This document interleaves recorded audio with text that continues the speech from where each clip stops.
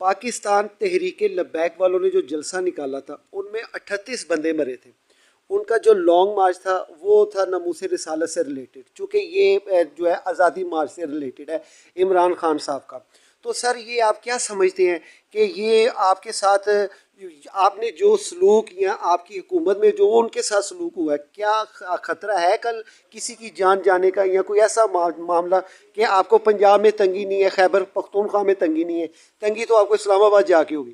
जी, ये यहाँ पर अल्हम्दुलिल्लाह हमारे तमाम जलसे और तमाम इज्तिमा और तमाम मार्च पुरअमन ही रहे हैं। ऐसा ही है, ये आप जानते हैं ना। बिल्कुल ऐसा ही है।